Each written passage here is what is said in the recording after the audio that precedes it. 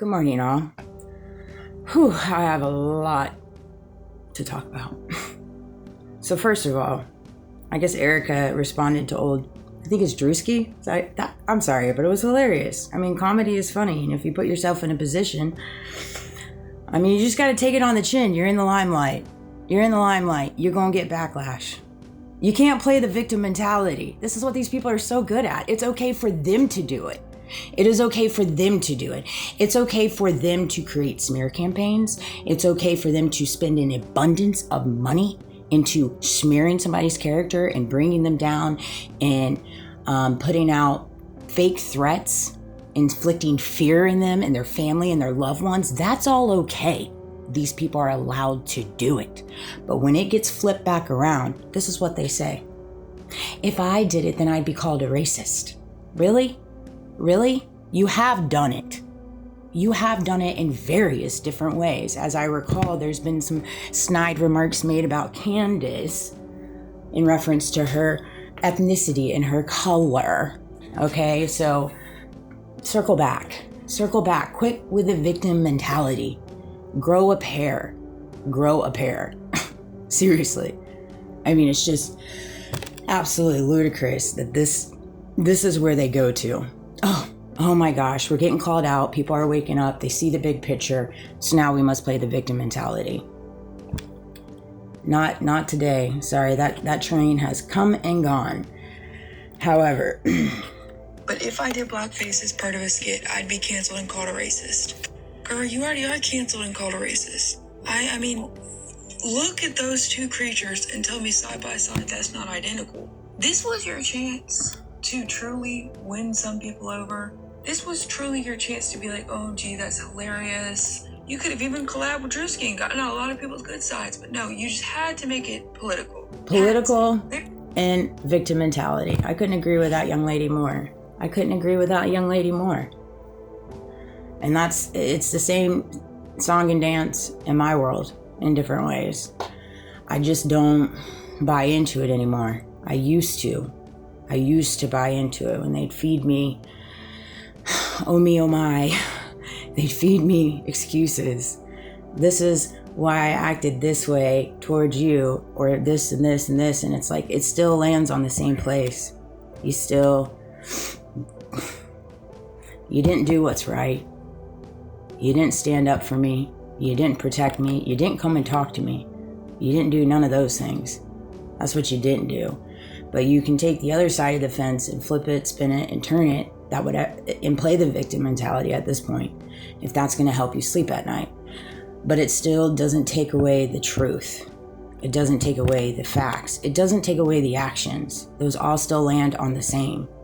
And see, this is what these people don't understand, is you can tweet, you can have all the money in the world, you can get in front of all the televisions in the world and all the interviewers in the world, and you can sit behind a podium and you can deflect, manipulate, divert. But at the end of the day, all of it still resides the same. It doesn't trump the previous actions. It just doesn't.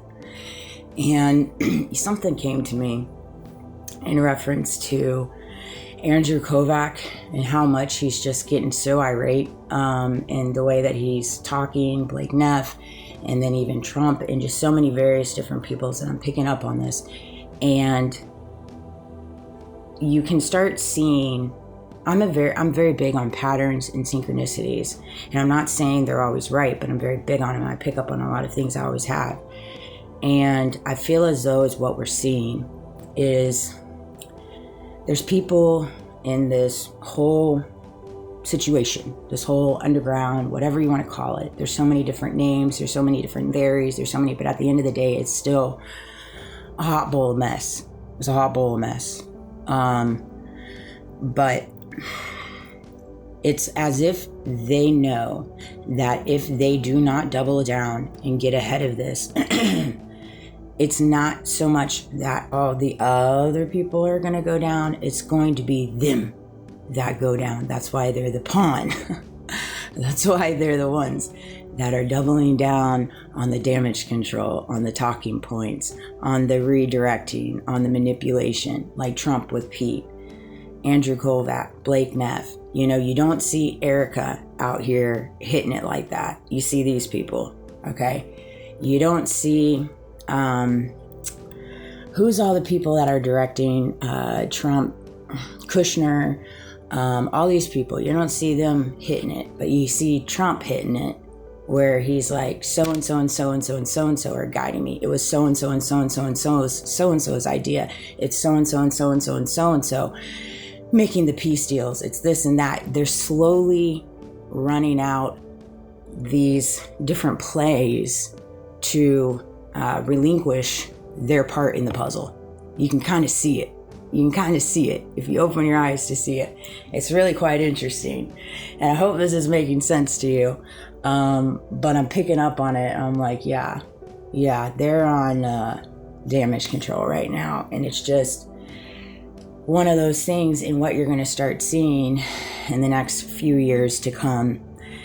In different ways, we're already seeing that, is they're going to start turning on each other. They're going to start turning on each other. Because their plan did not quite go to fruition that they had intentionally or originally planned. Everything's kind of fallen apart by the wayside. And so when things start falling apart by the wayside, and you got so many lies, and you got so many people involved, you have so many intricate woven pieces where you have these loopholes, you have these areas in the story that aren't adding up, they're not making sense. And I'm not just talking about Charlie Kirk investigation, I'm talking about the Epstein files, I'm talking about this war, I'm talking about, like, they're just hitting so many different points that none of it makes sense. Like, how are you going to say we're at victory when there's not even any peace communication even happening? Like, make it make sense. It doesn't make sense, but they're creating things that don't make sense to take the mind in a place where you're like, huh, what's happening? And you just always have to take it in a place of a grain of salt.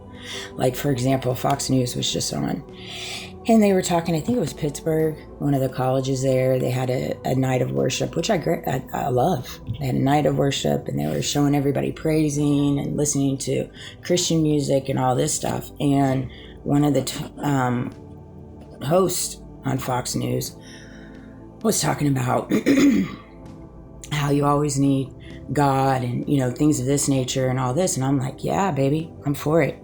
I'm for it. I'm glad to see that you guys are talking about this on Fox News. However, if you think that whoever you are behind whatever podium, behind whatever TV, and you're now trying to change the trajectory of different things, but you're still choosing to not advocate for truth, not advocate for what's right, not advocate for the children, not advocate for the American citizens, not advocate for all the gross things that have happened in the Epstein files, not advocate for people to meet justice that deserve justice. If you're not advocating for that, but you're taking the defense of, okay, well, let's start talking about God, let's start talking about Christianity, believe me, you're going to meet God in a day, and he's going to ask you, why did you choose to use my name but not stand up for what's right? That's what he's going to ask you. In whatever facet you're in, whatever facet, doesn't matter if you're on the mainstream, if you're just regular Joe, Blow, and Mary Mo. And this is where that brink of greatness comes in. This is where you can become somebody you're proud of, you know, not only for yourself, but for your children, for your generations to come. You know, nobody's going to fix this other than you. Nobody's going to fix the trajectory of your family other than you. Nobody's going to break the generational curses other than you. Nobody's going to come in and save you other than you. And you build that fortitude, you build that perseverance, you build that desire, you build that motivation with God. And you become who he always ordained you to be, you know? And so I hope this video resonated. Happy Friday. But yeah, just understand what we're all in the makings of and take it out a grain of salt.